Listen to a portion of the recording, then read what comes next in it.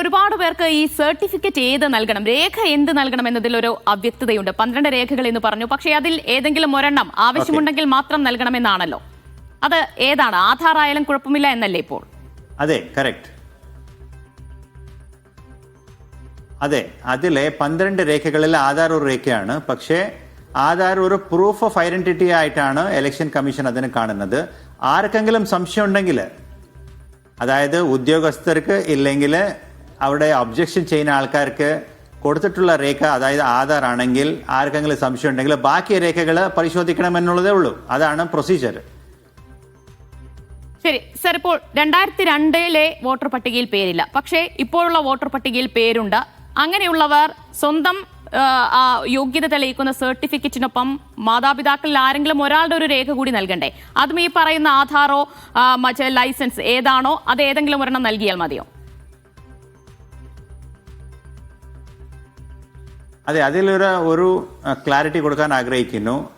ഇപ്പോൾ താങ്കളുടെ പേര് 2002 ലിസ്റ്റിലില്ല, 2025 ലിസ്റ്റിലുണ്ട്. പക്ഷെ തങ്ങളുടെ മാതാപിതാവുടെ പേര് 2002 ലിസ്റ്റിലുണ്ടെങ്കിൽ ഇല്ലെങ്കിൽ അവരുടെ തൊട്ടടുത്തുള്ള ഫസ്റ്റ് റിലേഷനുള്ള ബന്ധുക്കൾ ആരെങ്കിലും ഡീറ്റെയിൽസ് ഉണ്ടെങ്കിൽ അത് ഫോമിൽ ഫിൽ ചെയ്യുവാണെങ്കിൽ അത് നമ്മൾ പറയുന്നത് ഒരു പ്രോജനി മാപ്പിംഗ് എന്നാണ് പറയുന്നത്. അതായത് താങ്കളുടെ ഫാമിലിയുടെ ഡിസെൻഡൻസിനെ നമ്മൾ മാപ്പ് ചെയ്യാനുള്ള ഒരു പ്രക്രിയയാണ്.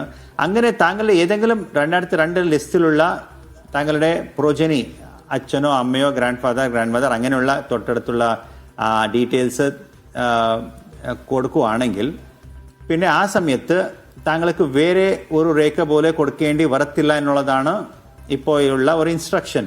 അങ്ങനെ ഇല്ലെങ്കിൽ 2002 ലിസ്റ്റിൽ താങ്കൾക്ക് ആരോ ഒരു ബന്ധു ഇല്ല, അച്ഛൻ അമ്മയുടെ ഡീറ്റെയിൽസ് അവിടെ ഇല്ല, അങ്ങനെ വരുവാണെങ്കിൽ മാത്രം താങ്കൾ പറഞ്ഞ മാതിരി 1987 മുൻപ് ജനിച്ചിട്ടുണ്ടെങ്കിൽ അത് അവർക്ക് മാത്രം ഒരു 12 രേഖ കൊടുക്കണം.